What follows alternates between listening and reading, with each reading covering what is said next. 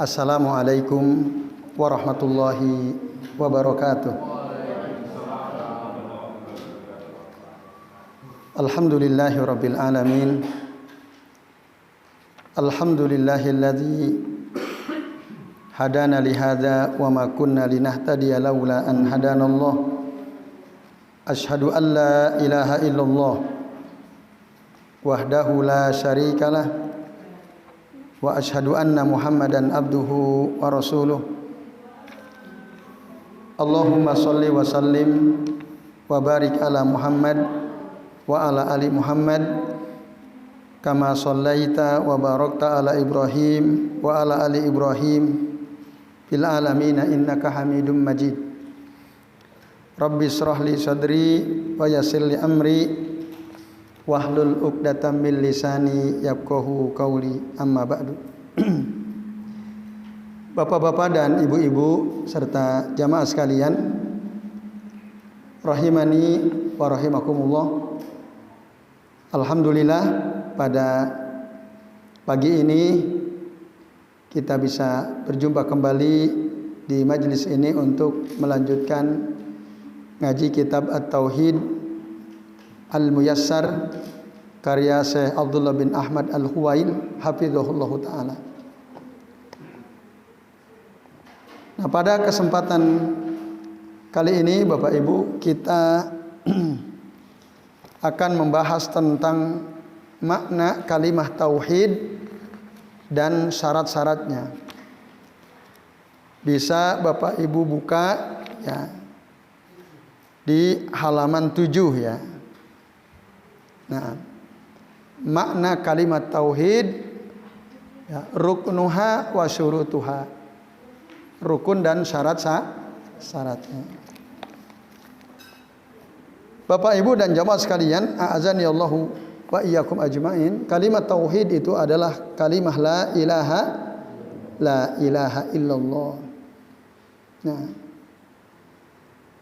keagungan kalimah ini ya, disebutkan banyak sekali dalam Al-Qur'an. Nah, salah satu di antaranya adalah disebutkan dalam surah Ali Imran ayat ke-18. Qala Allah Ta'ala berfirman, Syahidallahu annahu la ilaha illa huwa wal malaikatu wa ulul ilmi qa'iman bil qisti la ilaha illa huwal azizul hakim. Bapak Ibu dan sekalian, ini surah Ali Imran ayat 118. Artinya ya, Allah ya, memberikan kesaksian atau menyatakan bahwasannya annahu la ilaha illa huwa. Tidak ada Tuhan yang berhak disembah kecuali Dia, Allah.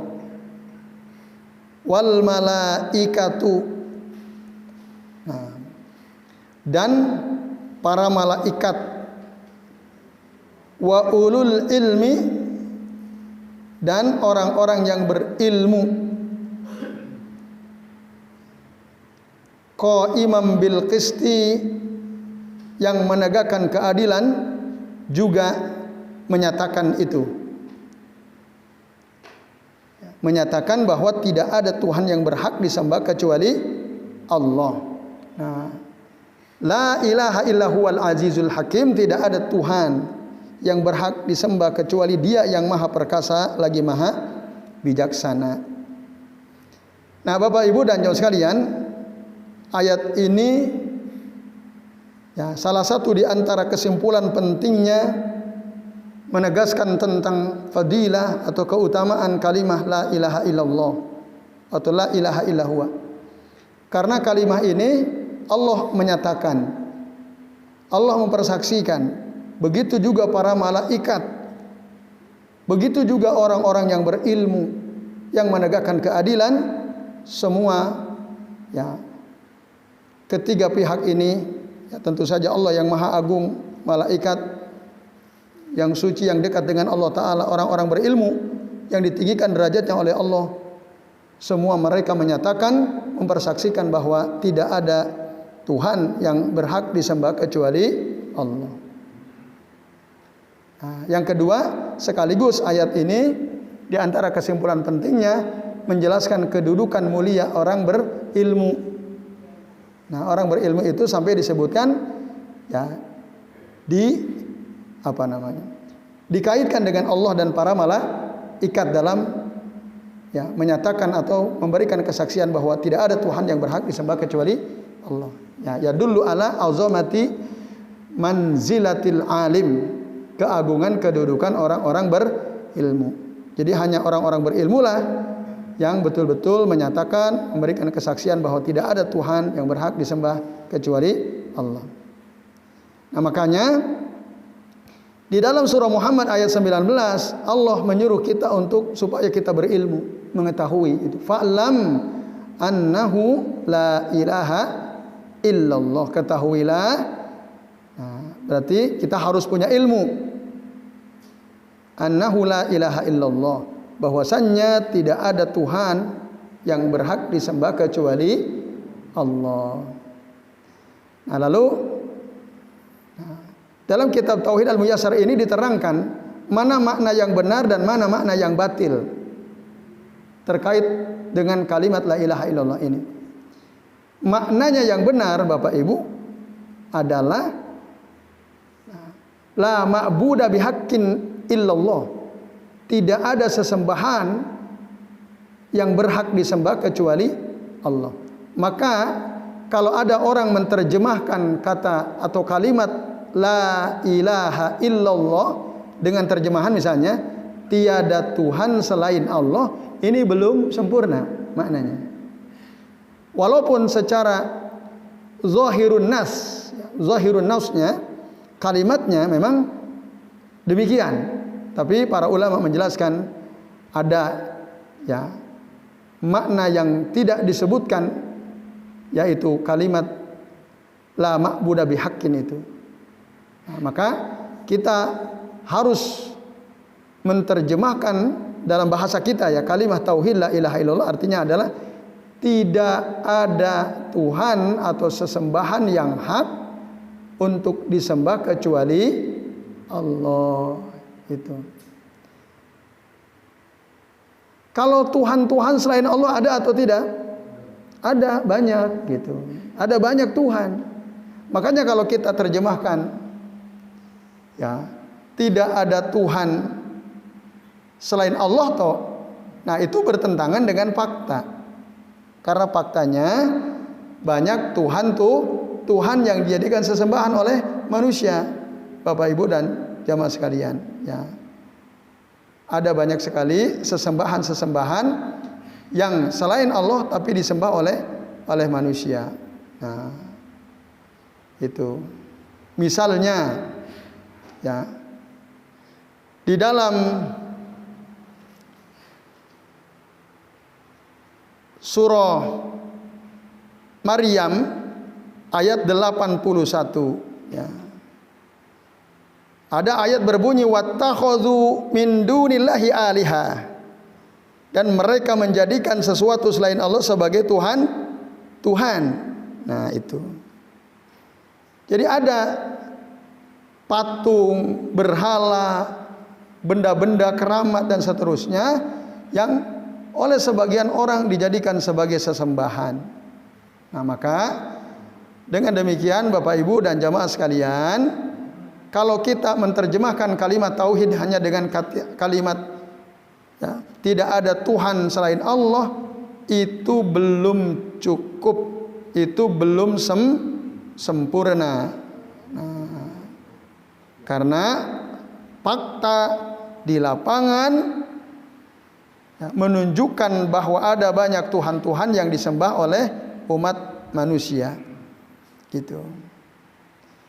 Nah, orang-orang kafir misalnya ketika didakwahi agar mereka hanya menyembah Allah saja, mereka mengatakan wa yaquluna a inna latariku alihatana li syairim majnun. Itu orang-orang musyrik mengatakan, apakah kita ya akan meninggalkan Tuhan-Tuhan kita, ya, hanya untuk mengikuti seorang penyair yang gila. Nah, itu kan tuduhan mereka kepada Rasul yang mendakwahi mereka hanya agar supaya mereka hanya menyembah Allah saja. Mereka mengatakan wa yaquluna a inna la tariku alihatana li syairim majnun. Dan masih banyak ayat-ayat lain ya Bapak Ibu sekalian, kalau kita buka dalam Al-Qur'an ada sekitar 34 ayat dalam Al-Qur'an yang mengisyaratkan ya ada Tuhan-Tuhan yang disembah oleh manusia selain Allah Subhanahu wa taala. Nah, ini Bapak Ibu dan sekalian, ya termasuk ada orang menjadikan hawa nafsunya sebagai Tuhan. Itu. Oleh karenanya, ya, ketika kita menerjemahkan kalimat la ilaha illallah, jangan hanya tidak ada Tuhan selain Allah, tapi tidak ada Tuhan yang berhak disembah kecuali Allah. Tapi ada makna yang berkembang, makna lain yang berkembang di masyarakat, di tengah-tengah kaum muslimin, ya, yang diucapkan oleh sebagian orang, bahkan mungkin oleh sebagian tokoh. Tetapi makna-makna ini batil. Ya, salah satu di antaranya, ya, Bapak Ibu dan jamaah sekalian, ada orang yang menerjemahkan kalimat la ilaha illallah hanya dengan tidak ada Tuhan, la ma'buda illallah. Tidak ada Tuhan yang disembah kecuali Allah. Ini udah betul apa belum? Tidak ada Tuhan yang disembah kecuali Allah. Kalimat berhaknya tidak ada. Maka ini belum benar. Tidak ada Tuhan yang disembah kecuali Allah. Ini belum benar. Karena tadi faktanya banyak Tuhan-Tuhan selain Allah yang disembah. Ada satu kata yang sangat penting yang tidak disebutkan dalam makna yang kedua ini. Nah, di makna yang pertama yang benar tadi itu. Tapi ini berkembang ya di masyarakat bahwa ada orang yang hanya menerjemahkan kalimat la ilaha illallah dengan tidak ada yang disembah kecuali Allah.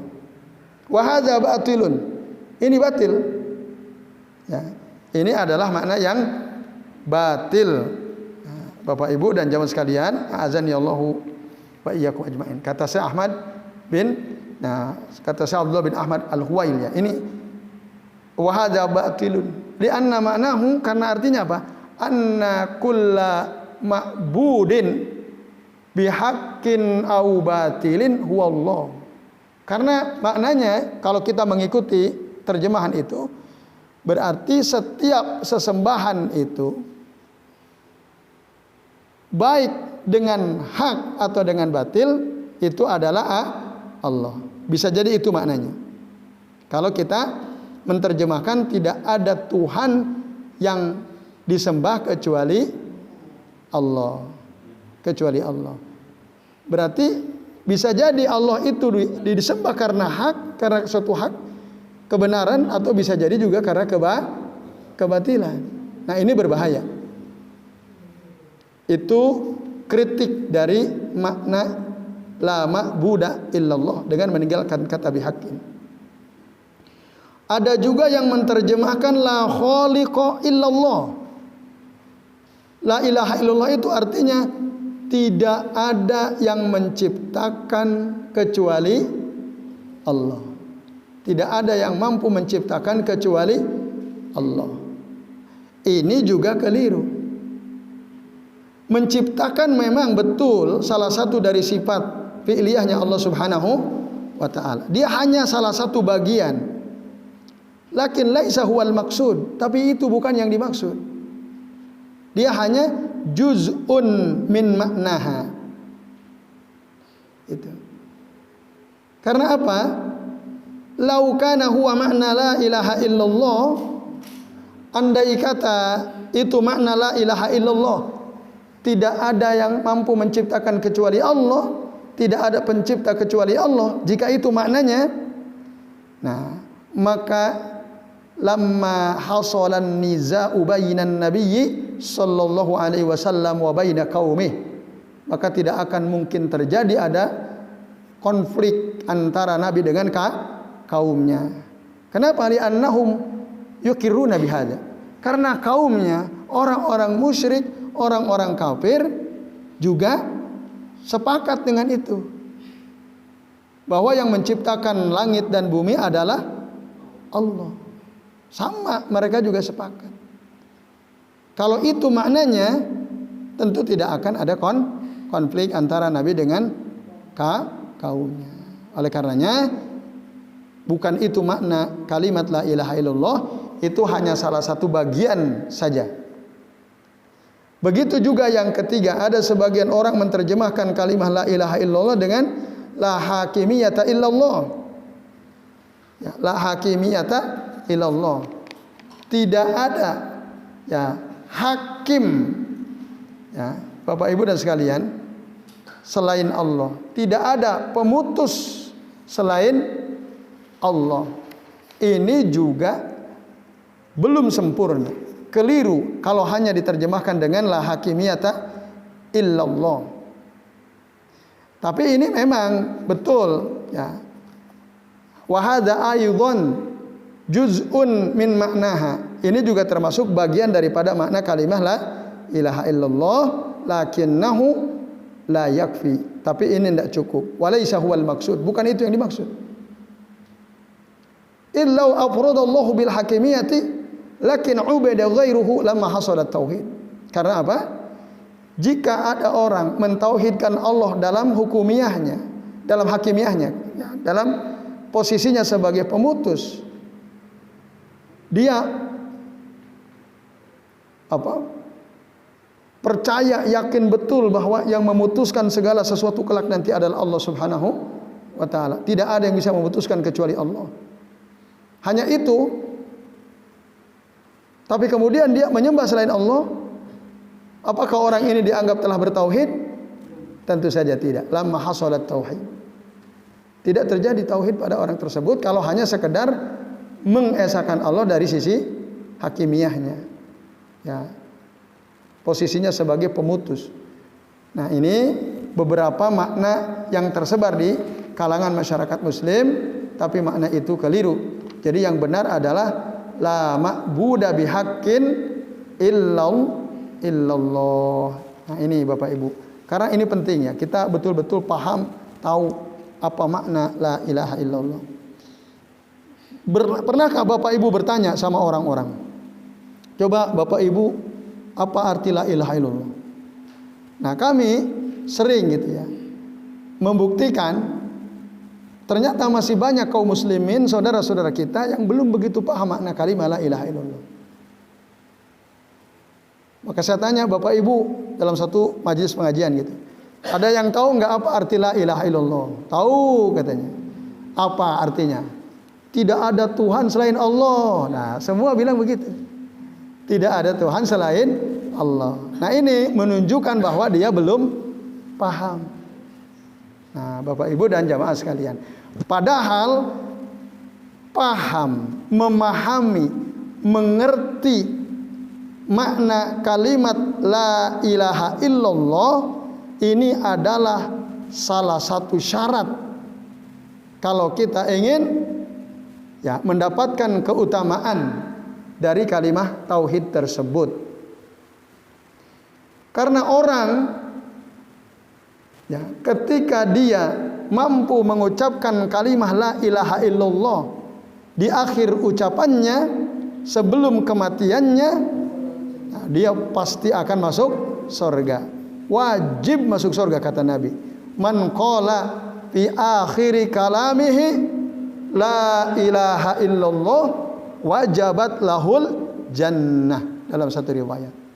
Barang siapa yang mengucapkan la ilaha illallah di akhir ucapannya, fi akhiri kalamih, wajabat lahul jannah, orang ini wajib masuk surga. Nabi SAW mengatakan. Tapi apakah gampang saat kita sakaratul maut, waktu kita sudah menjelang kematian, dijemput oleh malaikat malakul maut, gampang apa kita mengucapkan kalimat la ilaha illallah? Jawabannya gampang atau susah kira-kira? Susah atau tergantung. Ya, ini Bapak Ibu. Karena apa? Syaratnya tak terpenuhi, maka dia jadi susah. Oleh karenanya pernah suatu ketika Al-Fudail bin Iyad rahimahullah ditanya, atau Wahab bin Al-Munabbi ditanya, "Alaisa la ilaha illallah miftahul jannah?" Bukankah la ilaha illallah itu adalah kuncinya surga? Qala bala, betul. La ilaha illallah itu miftahul jannah. Tapi ingat kata beliau, fa'lam, ketahuilah, wa in ji'ta bimiftahin laisa lahu asnan, ya, lam tuftah laka abwabul jannah. Tapi wa in ji'ta bimiftahin lahu asnanun futihat laka abwabul jannah. Kalau engkau datang menghadap Allah Ta'ala dengan membawa kunci, kuncinya ada giginya, asnan itu ada giginya, maka futihat lakal jannah, atau futihat laka abwabul jannah, dibuka untukmu pintu surga kalau kuncinya ada giginya. Tapi wa in ji'ta bimiftahin laisa lahu asnan lam tuftah laka abwabul jannah. Kalau engkau datang kepada Allah Ta'ala dalam keadaan membawa kunci, kuncinya itu enggak ada gigi-geriginya, maka tidak akan dibuka untukmu pintu-pintu surga. Maksudnya apa? Maksudnya apa yang dikatakan oleh Wahab bin Al-Munabbi, disebutkan oleh Imam Al-Bukhari dalam kitab sahihnya. Nah, gigi gerigi kunci itu maksudnya adalah syarat la ilaha illallah. Itu. Nah, salah satu syaratnya adalah al-ilmu, tahu maknanya. Loh, kalau kita maknanya aja nggak paham, ya, bagaimana mungkin kita mampu mengucapkan kalimat yang agung ini saat kita sedang sakaratul maut atau menjelang kematian kita? Bahkan meskipun mungkin kita berzikir, ya, setiap ba'da sholat la ilaha illallah sampai goyang-goyang kepala, la ilaha illallah, la ilaha illallah, bertahun-tahun misalnya. Ada nggak orang yang kayak gitu? Banyak. Karena apa?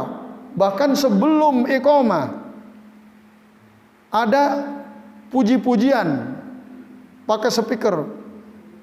Dia mengucapkan apa? La ilaha illallah miftahul jannah, kan gitu, ada tuh mesin-mesin keras gitu kan. Padahal itu nggak dicontohkan juga, ya, mengganggu orang-orang yang sedang sholat sunnah qabliyah, mengganggu orang-orang yang sedang berdoa bermunajat kepada Allah sambil menunggu iqamah. Tapi dikerasin. Habis sholat zikirnya la ilaha illallah mungkin 100 kali, dikomandoi oleh imam dengan suara keras sambil goyang-goyang kepala. Lalu apa? Aman, karena la ilaha illallah adalah kuncinya surga. Pas ditanya apa maknanya, tidak ada Tuhan selain Allah. Oh, nggak paham. Nah, ini Bapak Ibu dan sekalian, itu ya, ada orang seperti itu.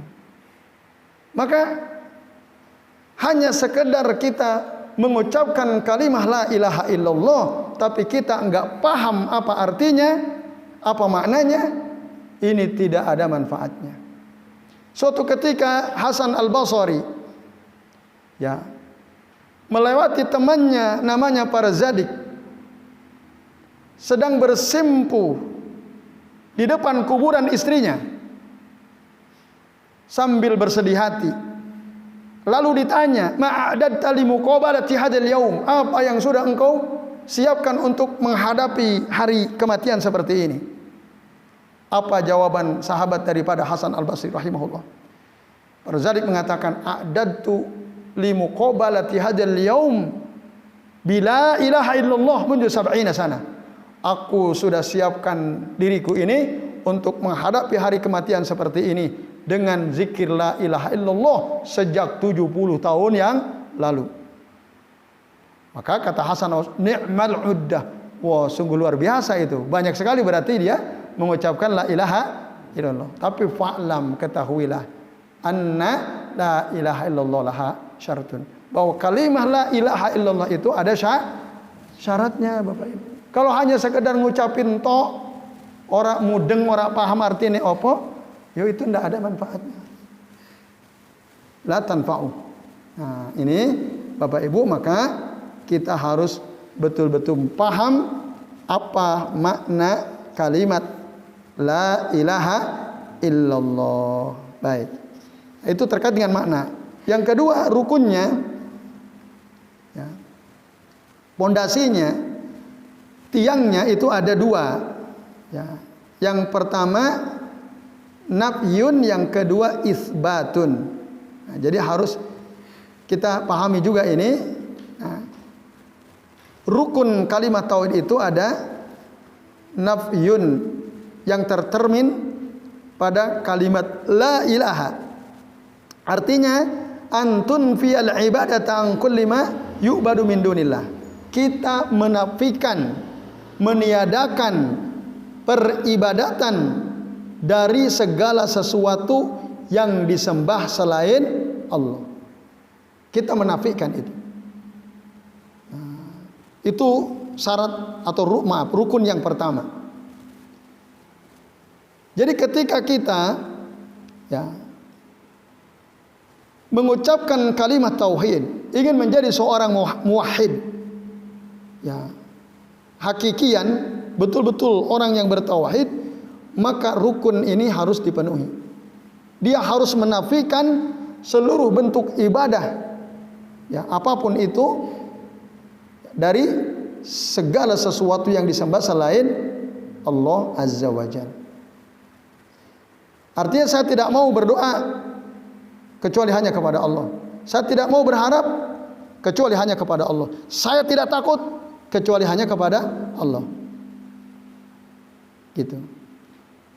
Nah, tidak ada yang saya takuti kecuali Allah. Tidak ada satupun pihak yang saya berharap kepadanya kecuali Allah. Tidak ada, ya, satupun pihak yang saya berdoa, memohon, meminta kepadanya kecuali hanya kepada Allah. Selain Allah lewat, enggak. Nah, ini maksud menafikan. Ada masalah, larinya ke Allah. Punya keinginan, punya hajat, larinya ke Allah.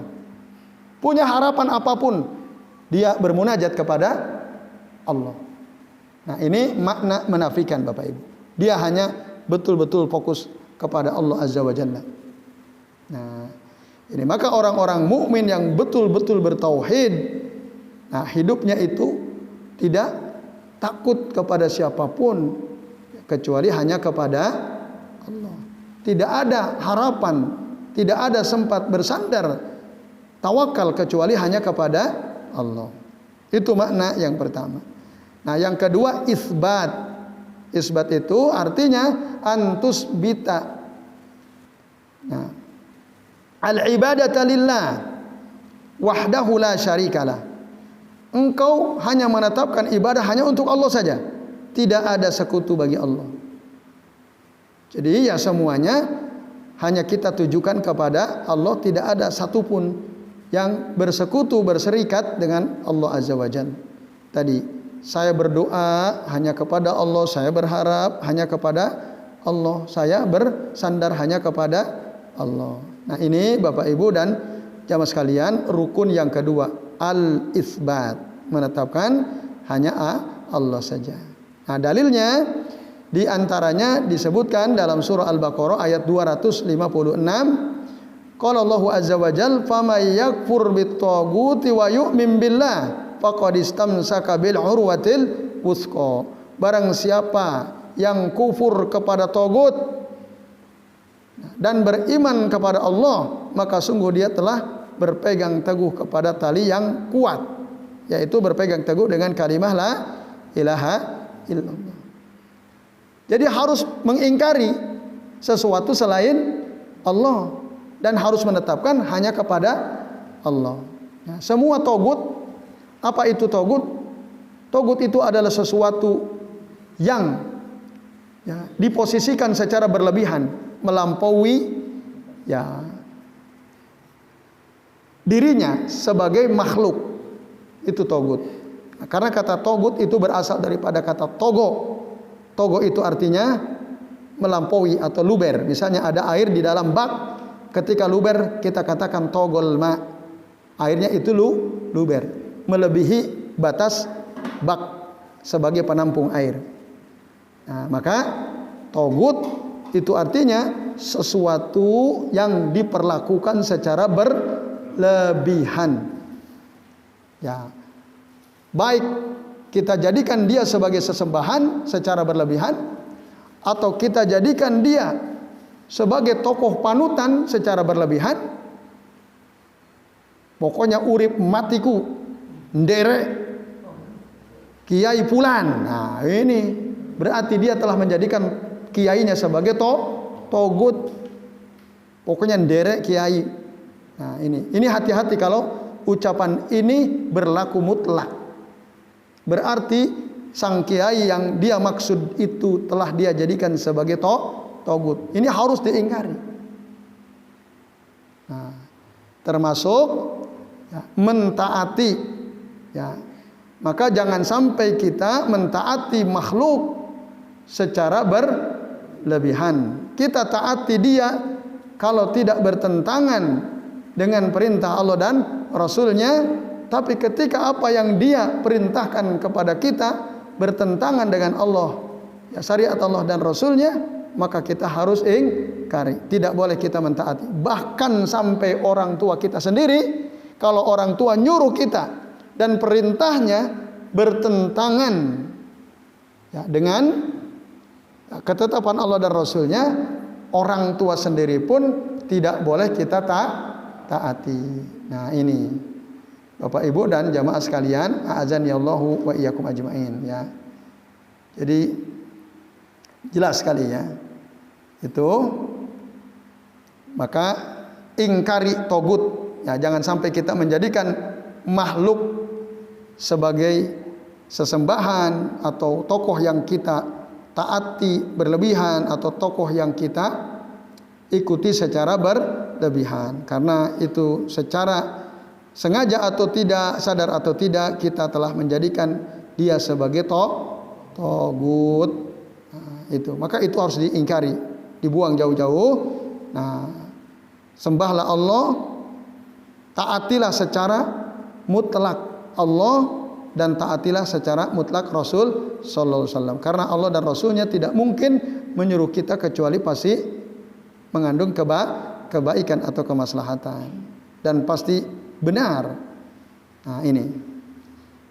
Kemudian dalil yang kedua, Bapak Ibu. Nah, pada dalil yang pertama tadi surah Al-Baqarah ayat 256, "Famay yakfur bit-taghut", itu namanya nafyun. Barang siapa yang mengingkari tagut, wa yu'min billah, ini namanya isbat, ketetapannya yaitu beriman kepada Allah.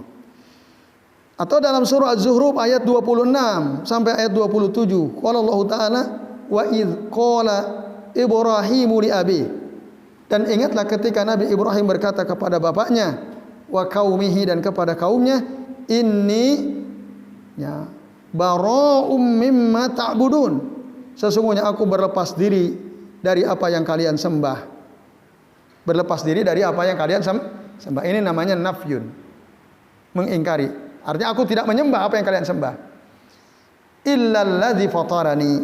Nah, ini namanya isbat. Kecuali aku menyembah zat yang telah menciptakan aku. Fa innahu sayahdin, karena sesungguhnya dialah Allah yang akan memberikan petunjuk kepadaku.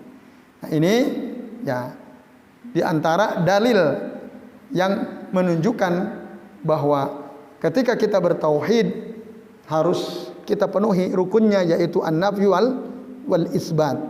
Menafikan selain Allah, menetapkan hanya Allah. Lalu, mata yanfa'ul insanu qaulahu la ilaha illallah. Kapan seseorang bisa mendapatkan manfaat dengan dia mengucapkan kalimat la ilaha illallah?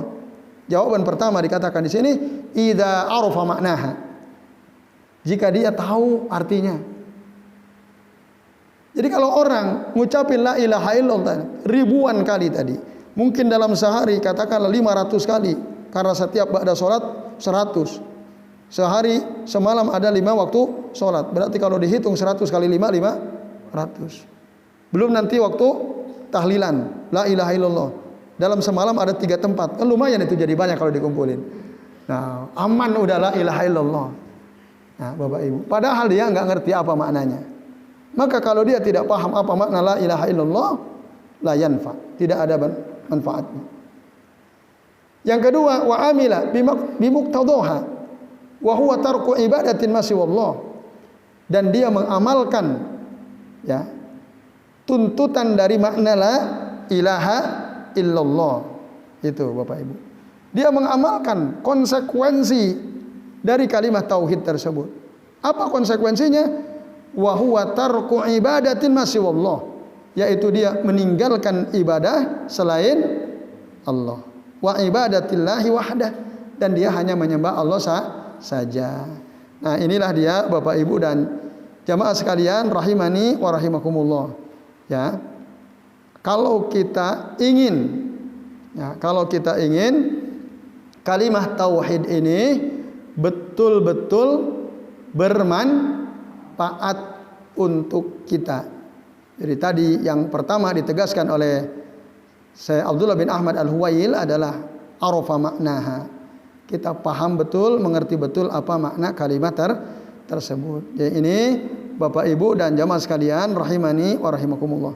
Nah, oleh karenanya kita harus sampaikan kepada keluarga kita, kepada istri atau suami, kepada anak-anak, ya, kepada kerabat kita, bahwa makna la ilaha illallah itu artinya tidak ada sesembahan atau tidak ada Tuhan yang berhak disembah kecuali Allah. Bapak Ibu bisa buktikan. Coba tanya nanti. Ya. Kalau punya suami, tanya suaminya.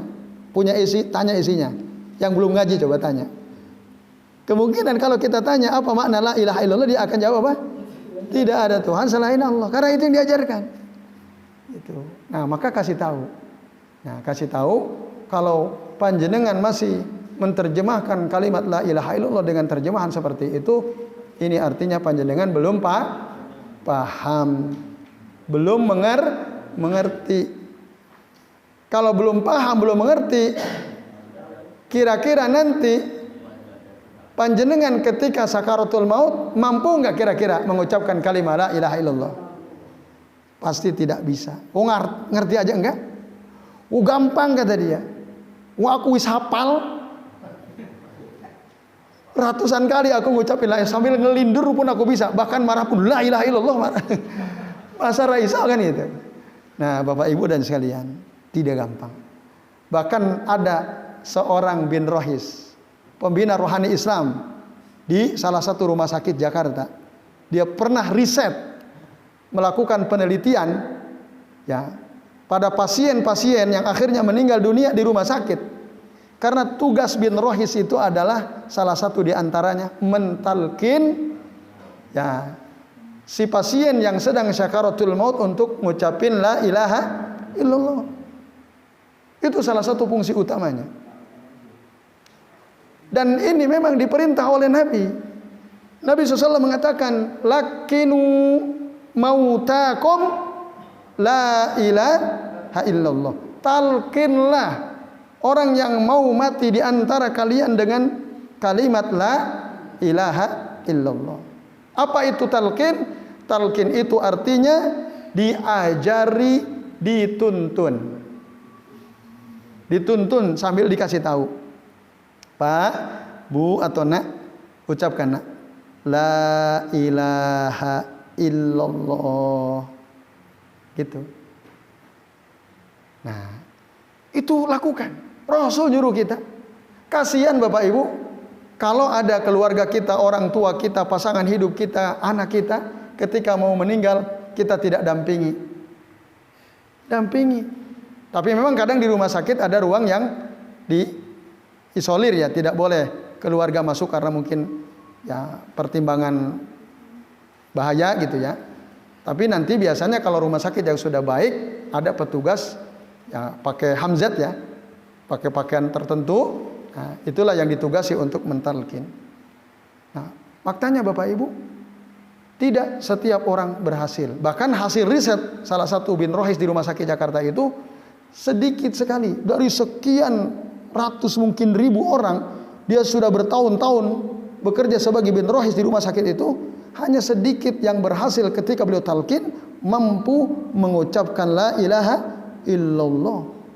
Padahal di antara mereka ada yang sudah haji, gitu ya. Mungkin ada yang ahli sedekah dan seterusnya, dermawan dan seterusnya. tapi ternyata sulit, ditalkin sulit, Bapak Ibu dan jamaah sekalian. Dan memang kami mengalami sendiri gitu. Situasi di mana ada orang yang ketika mau mati, walaupun anaknya soleh, istrinya solehah, tapi suaminya tak mampu sama sekali mengucapkan la ilaha illallah. Ya, kami pernah cerita di beberapa tempat. Sekitar tahun 2007 kami sakit masuk rumah sakit di Wirosaban.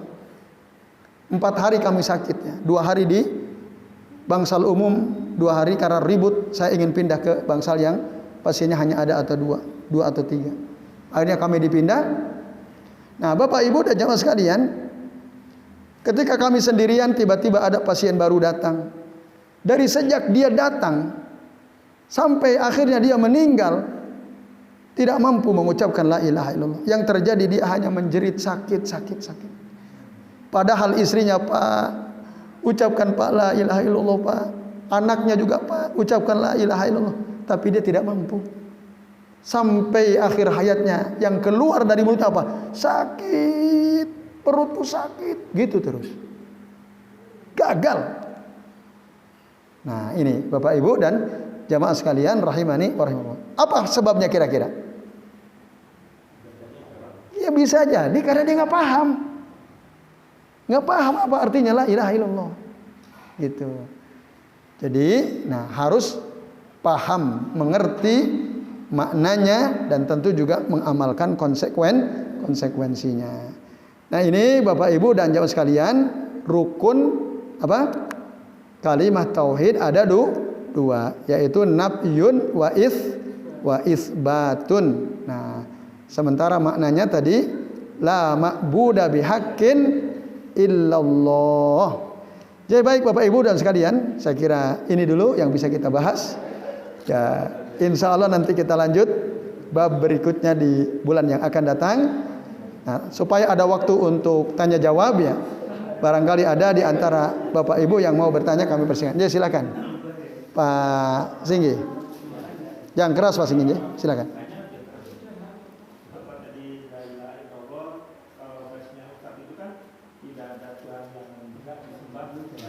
Ya. Kenapa cuma berhak saja, tidak harus? Kalau berhak itu kan ya boleh disebut, ya tidak. Tapi kalau harus kan harus disebut. Iya. Jadi kalau versi iya. Menurut apa yang Pak Sigi pahami, ya. Tidak ada Tuhan yang harus disembah selain Allah. Itu kan lebih pas. Oke, baik. Tidak ada Tuhan yang harus disembah kecuali Allah. Oke, baik. Ini dalam pikirannya Pak Singgi ya. Kan kayaknya itu lebih pas gitu ya. Soalnya kalau hak itu kan ya bisa disembah, bisa enggak. Tapi memang Allah memang benar untuk disembah. Dan kalau Anda tidak menyembah ya terserah Anda. Ya. Tapi memang Allah memang harus disembah. Ya. Jadi lebih pas diartikan tidak ada Tuhan yang harus disembah kecuali Allah. Oke, terima kasih Pak Singgi. Monggo. Mas Uwan. Ya, silakan.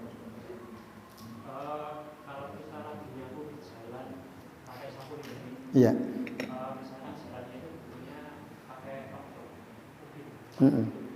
Kalau enggak semen. Ternyata ada kotoran kucing. Terus kita sapu. Sapu gigi. Iya. Apakah unsur sapu gigi itu menanggung? Iya. Setelah kita gunakan untuk nyapu kotoran kucing. Iya. Oke, itu saja Mas Uwan.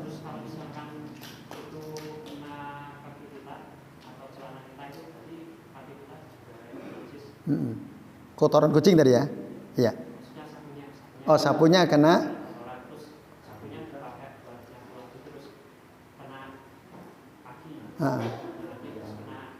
Celana, ujung celana. Ya. Ya baik. Oke, silakan. Kalau gitu saya catat. Nah, kalau lebih dari 2 harus catat, nanti lupa. Ya. Sebentar ya.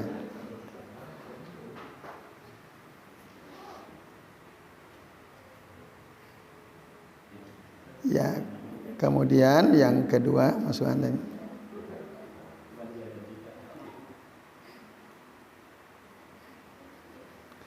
Ya, monggo Pak Wikan. Kaitan yang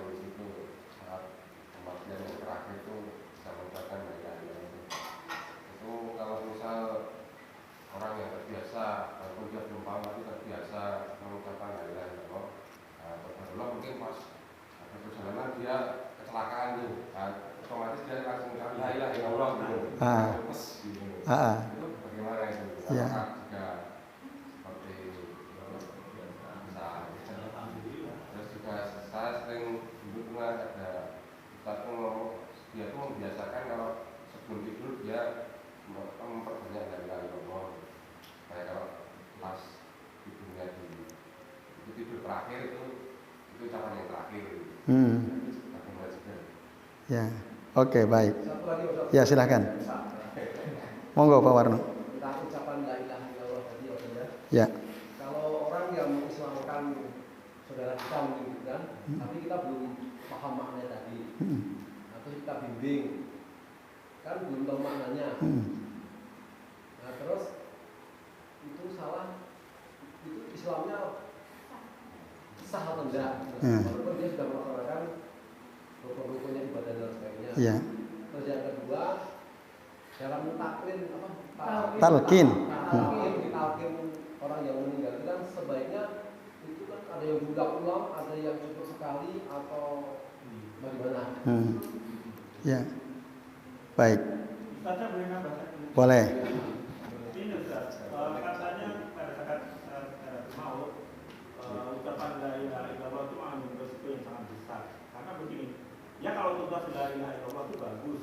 Kalau pas la ilaha illallah berarti tidak ada Tuhan, dia udah meninggal. Ya. Nah itu kan cukup berisiko. Ya. Terus ada yang menyatakan udah Allah Akbar aja gitu. Ya. Itu lebih aman. Ya. Itu Ustaz, makasih Ustaz. Ya. Baik, makasih. Ya, terima kasih Bapak Ibu dan sekalian ya. Yang pertama Pak Singgih ya, kenapa tidak diterjemahkan kalimat la ilaha illallah itu dengan tidak ada Tuhan yang harus disembah kecuali Allah? Harus dong. Soalnya kalau diterjemahkan tidak ada Tuhan yang berhak disembah kecuali Allah, ya itu hak Allah, tapi kan saya nggak harus, gitu ya. Menurut pemahaman Pak Singgih. Nah, Bapak Ibu dan jamaah sekalian, hak dan kewajiban itu adalah dua kata yang saling berkaitan. Ada hak pasti ada kewajiban. Betul atau tidak? Tidak bisa dipisahkan. Jika hak Allah disembah berarti kewajiban kita menyembah tanpa harus diomongin, orang harus udah ngerti. Gitu. Hak dibalik hak ada kewajiban. Berarti hak Allah disembah, kita punya kewajiban untuk menyembah. Itu konsekuensinya. Haknya Allah, kewajiban kita. Gitu. Atau kita punya hak, Allah juga punya kewajiban pada dirinya sendiri, tapi kalau Allah. Karena kita tidak bisa mewajibkan Allah Azza wa Jalla. Iya kan?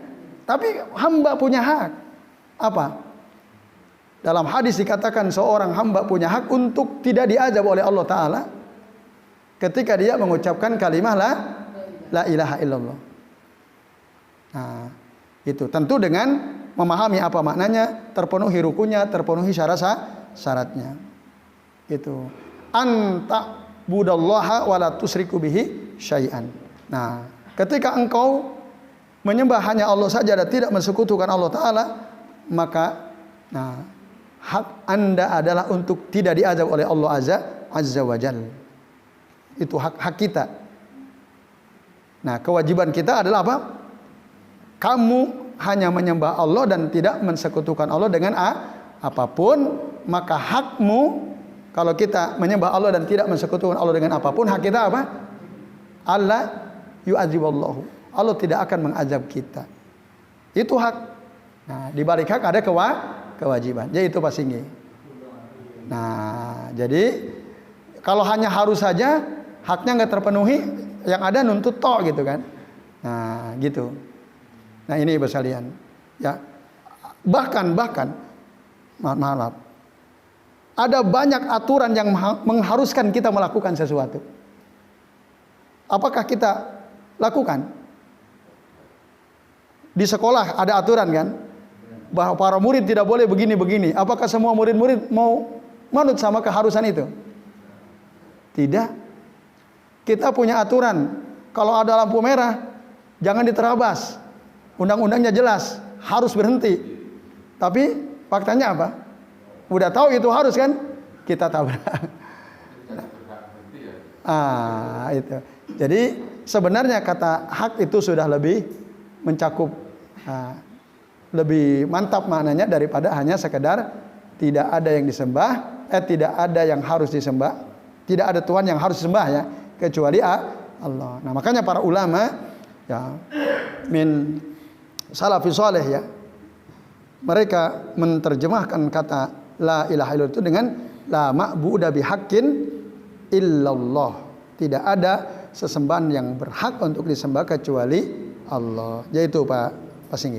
Yang kedua, terkait dengan tadi, bukankah rawan kalau kita mentalkin orang yang sedang syakaratul maut ya dengan ucapan la ilaha illallah?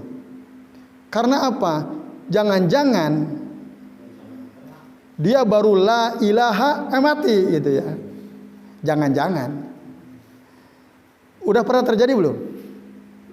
Kan? Ya, itu hanya kekhawatiran yang gak jelas itu. Apalagi kemudian kita melakukan apa? Merubah. Udahlah, nggak usah la ilaha illallah. Udah nyelisihi sunnah. Ucapin aja Allahu Akbar atau Allah selesai. Itu nyelisihi sunnah. Rasul nyuruh kita untuk mentalkin dengan ucapan la ilaha illallah, malah kita rubah, membuat syariat baru. Nah itu bahaya yang kedua.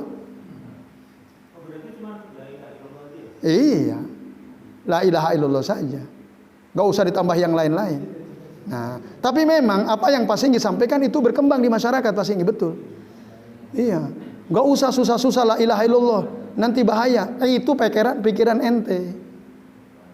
Ya. Mungkin begini Ustaz, meskipun dia mengucapkan tidak sampai tuntas, tapi niatnya emang tuntas.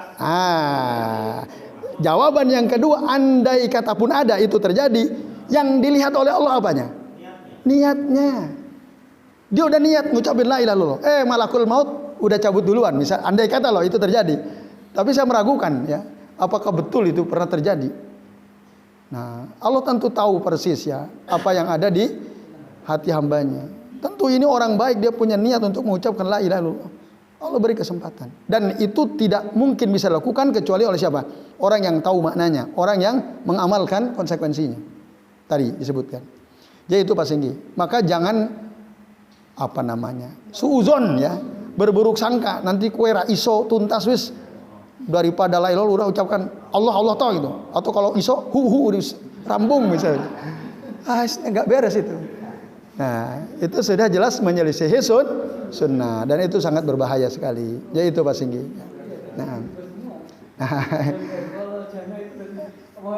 Nah, itu. Ya, yang jelas kita telah merubah sunnah yang sudah ditetapkan oleh Nabi Sallallahu Alaihi Wasallam. Dan Nabi menyampaikan itu kan berdasarkan wahyu dari Allah Subhanahu Wa Taala. La yantiqu anil hawa in huwa illa wahyu yuha. Pasti Allah yang ngajarin Rasul supaya Rasul menyampaikan itu kepada umatnya. Itu. Maka kita jangan berani-berani merubah berdasarkan akal pikiran kita. Wis yang gampang saja. Tapi faktanya ada seperti itu. Nah, itu ya. Ya maka kalau kita mendapatkan ada orang ngomong begitu, luruskan karena itu kemungkaran.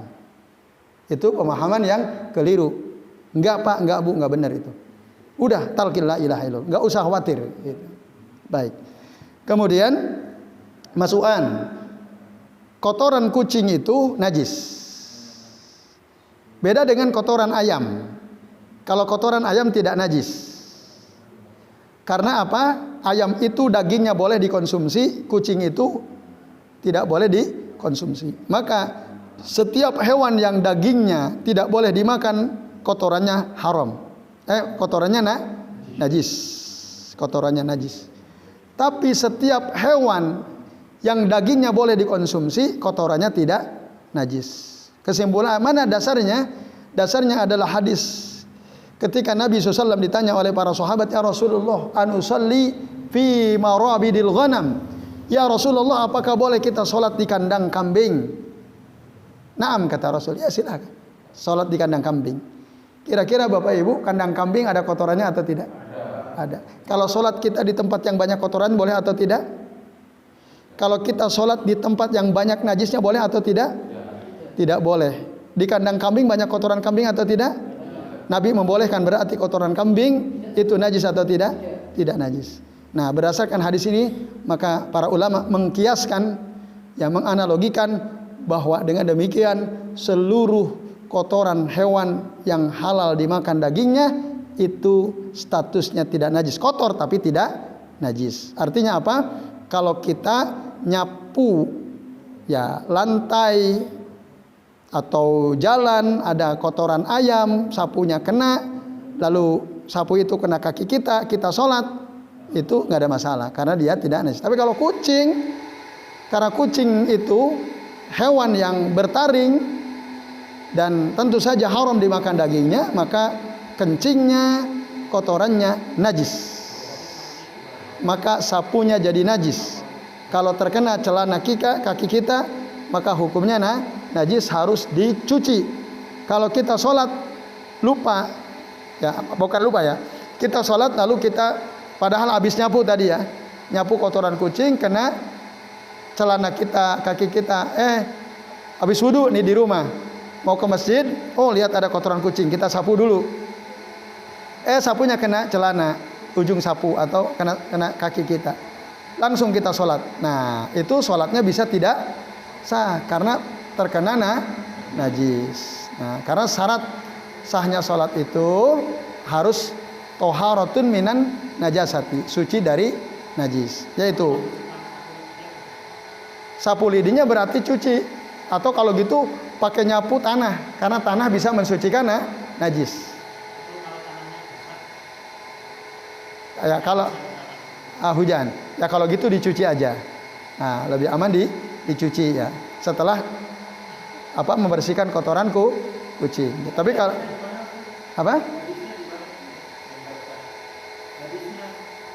kena kaki atau kena celana?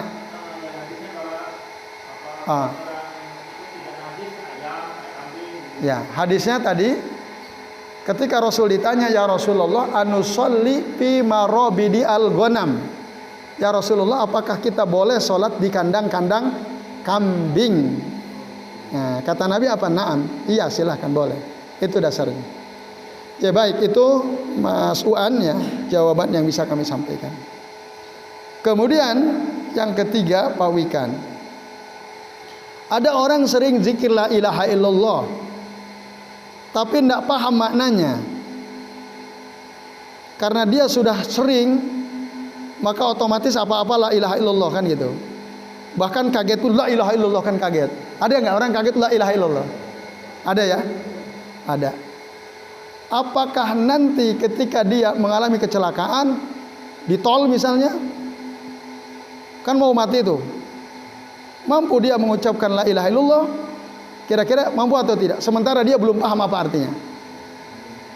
Ya tidak, dia akan terhalang. Dia akan terhalang dari mengucapkan itu karena ketidakpahaman dia terhadap mana kalimat la ilaha illallah. Oleh karenanya jangan meremehkan untuk memahami kalimat la ilaha illallah. Nah itu jadi mani' min mawani'i, menjadi penghalang dari penghalang-penghalang sehingga kita tidak mampu mengucapkan la ilaha. Bahkan meskipun kita sudah siapkan 70 tahun tadi kan, sebagaimana kami ceritakan, Farzadik, sahabat daripada Hasan Al-Basri, ketika ditanya ma'adad li muqabalati hadil yaum, a'dadtu bila ilaha illallah mundu 70 sana ni'mal udda wa'lam anna la ilaha illallah laha syaratun. Jadi itu nggak bisa, jawabannya kayaknya susah gitu maka harus paham. Baik, kemudian ada seorang ustaz menyampaikan, perbanyak zikir la ilaha illallah sebelum tidur. Bapak Ibu dan jemaah sekalian, sebelum tidur itu ada zikir khusus yang diajarkan oleh Nabi SAW. Apakah la ilaha illallah termasuk zikir khusus sebelum tidur?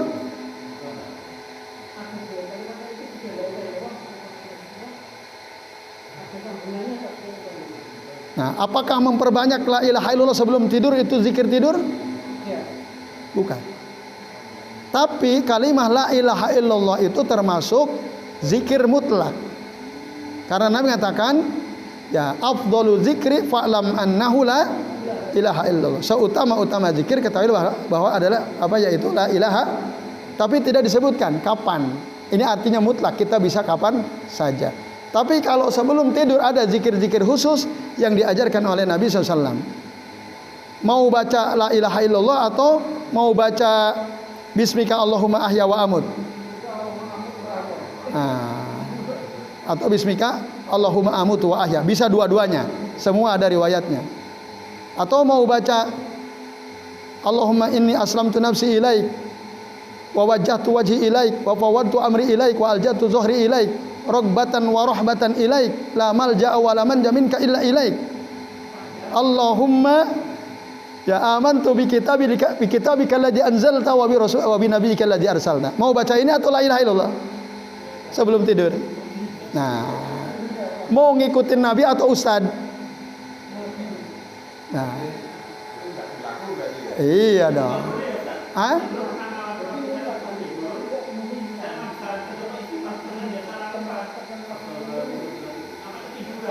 Nah, iya.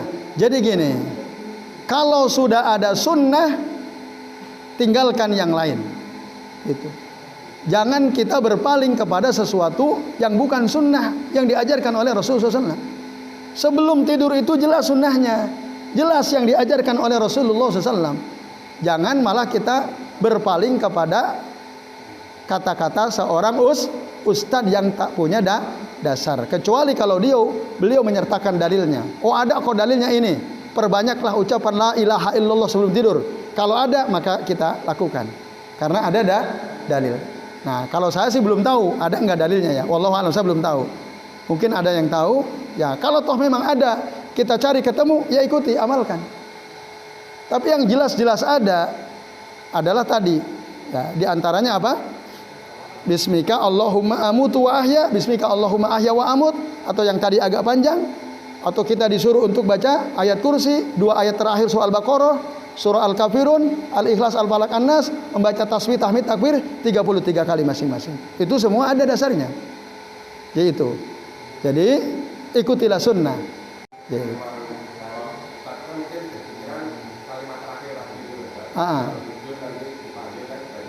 Oke, baik. Siap. Iya. Bukankah Rasulullah SAW mengatakan, ya, idza ataita majja'aka, ya, fatawadda wudu'aka lis-shalah wattaji ala sikkikal ayman. Apabila engkau mendatangi tempat tidurmu, maka wudulah engkau seperti wudunya mau sholat, berbaringlah dengan bertumpu pada sebelah kanan tubuhmu. Summa qul, lalu ucapkan yang tadi agak panjang, Allahumma inni aslamtu nafsi ilaik, dan seterusnya. Lalu kata Nabi apa? Waj'alhunna akhira ma tatakallam. Jadikan kalimat-kalimat tadi itu menjadi ucapan terakhir yang engkau ucapkan. Wa in muttatilkal lailah, kalau engkau mati malam itu, mutta alal fitrah, maka engkau mati di atas fitrah. Selesai. Sunnah sudah lengkap. Gitu. Nah, berarti itu setara dengan la ilaha illallah. Andai kita Bapak Ibu tidur tahu-tahu nggak bisa bangun lagi, lalu padahal sebelumnya kita mengucapkan doa tadi, udah beres. Nah, aman udah. Nah, mutta alal fitrah. Makanya Nabi sudah clear menjelaskan. Yaitu, jelas ya? Nggak usah mikir-mikir yang repot-repot. Al-iktisadu bi sunnati khairun minal ijtihadi fil bid'ati. Mencukupkan diri dengan sunnah itu lebih baik daripada kita nyari-nyari ya alasan untuk melakukan sesuatu yang sebenarnya tidak diajarkan oleh Nabi Shallallahu Alaihi Wasallam. Nah, merasa cukuplah dengan sunnah. Itu Bapak Ibu sekalian. Kemudian pertanyaan berikutnya, Pak Warno, bagaimana jika ada orang mengislamkan seseorang, ya, dia menuntun, ngajarin untuk mengucapkan 2 kalimat syahadat, asyhadu an la ilaha illallah wa asyhadu anna Muhammadan Rasulullah, atau Muhammadan abduhu wa rasuluh. Sementara yang ngajarin belum paham. Apakah sah? Islamnya sah. Sah. Gitu. Sah Islam, nggak ada masalah. Karena syarat seseorang itu masuk Islam adalah mengucapkan 2 kalimat syahadat dulu. Ucapin dulu itu. Baru nanti kalau dia sudah mengucapkan 2 kalimat syahadat, dia sudah berislam, belajar lagi. Termasuk yang nuntunnya juga dia harus belajar gitu. Ya kan? Nah, kalau kita tidak membahas masalah ini Bapak Ibu, meskipun mungkin dia di kampungnya diustadkan gitu ya, ditokohkan, tapi dia belum belajar bab tentang ini, kira-kira paham atau tidak? Tidak akan paham. Kalau dia enggak mau belajar tentang kitab-kitab tauhid seperti ini, enggak paham. Gitu. Nah, maka orang sebagai tolib, sebagai ustadz itu harus belajar terus tiap hari. Jangan ngerasa ilmuku wis dhuwur, ra usah belajar neh, ra usah baca-baca neh wis hafal gitu. Enggak, ilmu Allah itu sangat luas Bapak Ibu. Banyak ilmu yang kita belum paham. Semua kita sama. Nah, gitu. Bahkan para ulama terus membaca, tidak pernah berhenti mereka membaca. Imam Ahmad terus membaca, mengajar, membaca, belajar. Ketika ditanya sampai kapan engkau akan terus belajar wahai Imam? Sampai mati. Sampai mati. Nah, ini. Itu ya, jadi jangan gara-gara kita sudah dianggap tokoh di kampung lalu malas belajar gitu. Atau membatasi diri. Nah, ini Bapak Ibu, maka bersyukurlah kita yang ya diberi kesempatan oleh Allah Ta'ala untuk terus belajar setiap hari gitu ya. Kalau ada di antara kita kok belajar terus setiap hari, itu nikmat luar biasa besarnya Bapak Ibu. Betapa banyak orang ingin hadir ke majelis ilmu tapi tidak mampu. Coba teman-teman yang kerja di tambang batu bara, bisa nggak mereka ngaji? Susah, di hutan majelis ilmu mana? Makanya ketika mereka pulang, waktunya dihabisin untuk ngaji kemana-mana. Ada nggak teman kita yang kayak begitu? Ada, karena di sana susah. Nah, ini Bapak Ibu. Maka kita harus betul-betul bersyukur ya, ada waktu yang bisa kita gunakan untuk menuntut ilmu.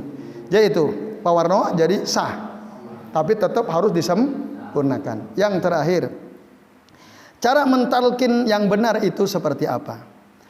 Nah, Bapak Ibu dan jamaah sekalian, satu, jangan memaksa, jangan menekan, tapi talkinlah dengan halus supaya dia tidak tertekan.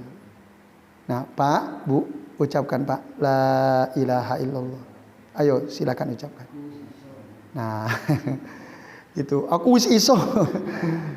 Nah, itu panasir barangkali. Tapi semoga tidak demikian ya. Nah, itu jadi dengan halus ya, tidak ditekan, tidak dipaksa. Dan jangan terus-terusan. Ayo Pak ucapkan Pak, la ilaha illallah. Ucapin Pak, ayo, kalau enggak tak pukul. Ya jangan. Ya dengan halus. Kalau dia sudah mampu mengucapkan la ilaha illallah, sudah berhenti. Meskipun belum meninggal. Udah berhenti. Tapi kalau nanti dia ngomong lagi haus, nah berarti talkin lagi. Karena nanti kalimat terakhirnya haus. Gitu. Nah, kalau dia sudah selingi dengan kata-kata yang lain, talkin lagi. Pak, Bu, ucapkan la ilaha illallah. Nah, dia ucapin la ilaha illallah. Sudah, berhenti. Sampai kita dampingi terus. Nah, maka orang yang sedang syakaratul maut itu memang Bapak Ibu, kalau bisa terus didampingi.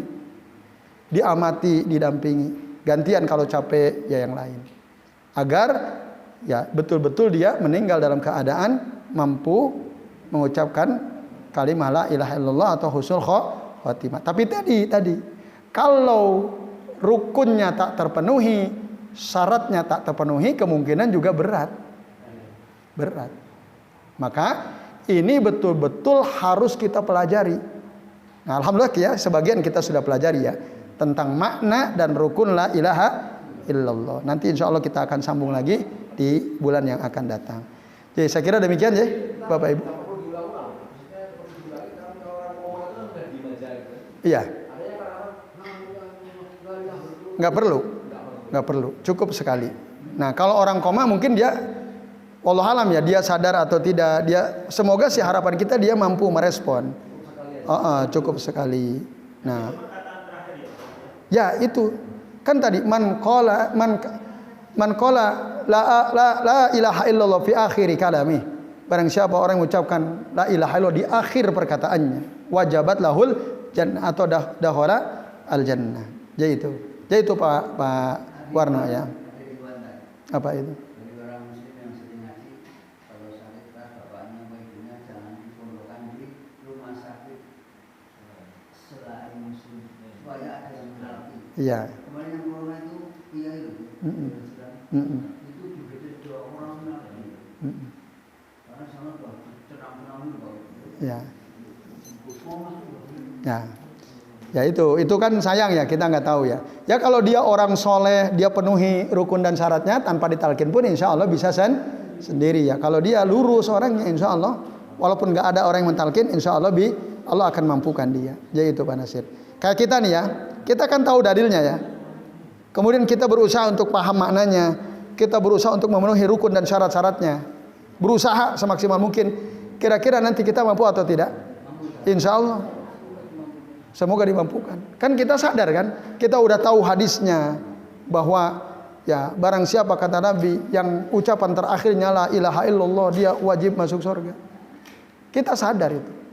Kalau kita paham maknanya, ya lalu kita amalkan konsekuensinya, kita juga penuhi syarat-syaratnya, walaupun tidak ada orang yang mendampingi kita, insya Allah bisa dia. Kayak gitu Pak Nasir. Wallahu a'lam bishawab. Iya. Jadi makanya Bapak Ibu terus ya kita belajar ya cari ilmu. Sampai kapan kita cari ilmu? Sampai tujuannya untuk apa? Bukan untuk eksis. Ya. Di medsos nih aku ngaji, bukan. Ya, orang tahu kita ngaji apa enggak penting. Yang penting adalah apa? Nah, hilang kebodohan dari kita. Kita ngerti mana yang hak, mana yang batil. Poin pentingnya itu. Soal orang ngerti kita ngaji atau enggak penting. Gitu. Tapi bagaimana kita mendapatkan ilmu, kita menjadi tahu, lalu hilang kebodohan dari kita, dan tentu saja kita mampu mengamalkan ilmu tersebut. Itu yang paling penting dari proses mencari ilmu. Jadi Bapak Ibu dan jemaah sekalian, ini sudah jam 9:03. Kita cukupkan. Mari kita akhiri dengan doa kafaratul majelis. Subhanakallahumma wa bihamdika asyhadu an la ilaha illa anta astaghfiruka wa atubu ilaik. Wa sallallahu ala Muhammadin wa ala alihi wa sahbihi wa baraka wa sallama alaihi ajmain. Billahi taufiq wal hidayah. Wassalamu alaikum warahmatullahi wabarakatuh.